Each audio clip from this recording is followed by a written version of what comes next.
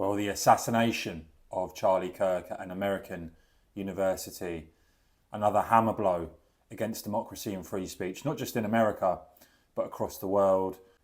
Of course, this follows Donald Trump himself only very narrowly avoiding being assassinated.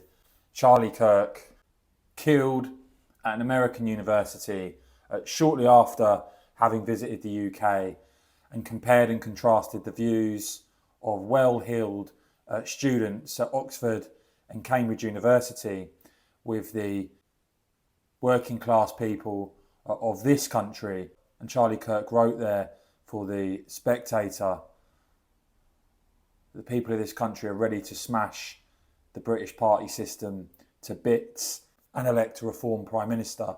And I have to say, the response I've seen from some on social media just hours after the assassination of a man, of a husband, of a father, it reinforces to me why social media, I try and spend as little time as possible on it nowadays. Yes, it's great as a source of information, but I just think there's so many people on there now that will say the most horrific things, who've clearly got nothing going on in their life, whose sole purpose seems to be to say the most disgusting things in order to get a bit of attention. Their lives must be totally devoid of love, of happiness, and I'd much rather spend my life with my family, with my friends, than reading this absolute trash that you now get from people. It's pretty disgusting, really, and I think it's actually bad for the soul. Charlie Kirk had recently himself highlighted the very worrying trend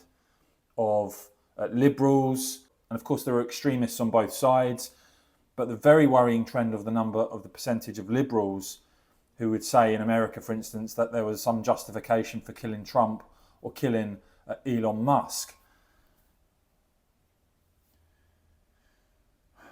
And this is some of what President Trump had to say yesterday following the assassination of Charlie Kirk.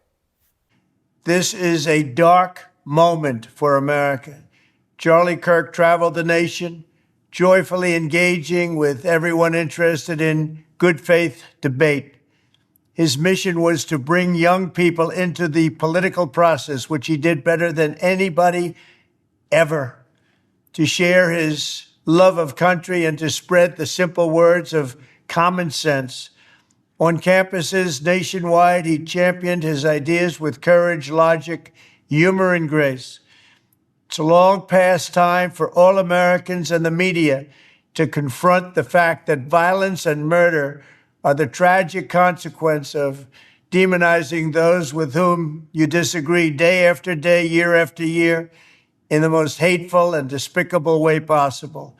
For years, those on the radical left have compared wonderful Americans like Charlie to Nazis and the world's worst mass murderers and criminals.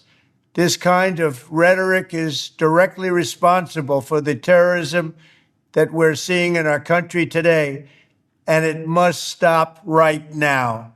And it wasn't just social media where you could see some of the most appalling comments, but you could look at some of the major TV networks.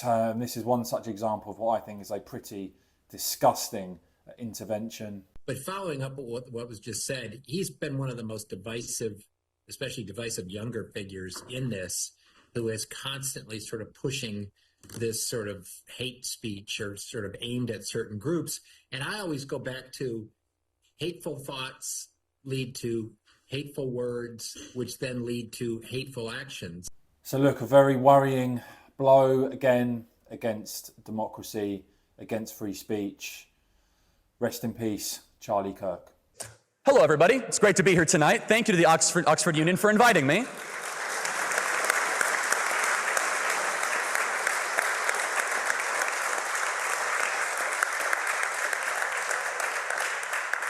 I never went to university.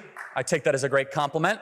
So therefore, everyone who went to university should be able to run circles around me. You'll be the judge, but I'll do my best. Has Donald Trump gone too far? Well, I can nitpick at how vague that question is. What is too far exactly? Are his tweets too long? Can all of us even agree on what we're aiming at? I don't think so. The truth is this: if you dislike the West and if you hate the West's values, if you think the West is evil fundamentally and deserves to be destroyed, then anything Donald Trump does basically short of surrender will be too far for you. If I was visiting this school 100 years ago, speaking in support of an American president, I think we would at least have some broad agreement on what a country's leader should be trying to do. But we don't anymore. I don't think it's because America's changed. In fact, I think it's because Britain has changed. From my perspective, Britain is one of the greatest countries in the history of the world. You were the country of Shakespeare, the steam engine, and Adam Smith. You defeated Napoleon, you destroyed the slave trade, you stood up to Hitler. My country, America, became great as it is because of what we inherited from you, from Britain. When I hear the slogan, "Make America Great Again," I'm also hearing, quote, "Return America to its British roots." Great Britain has everything in the world to be proud of. But when I look at Britain today, I see a country where the ruling elites are in a race to abandon the very values, the values that made them so great in the first place.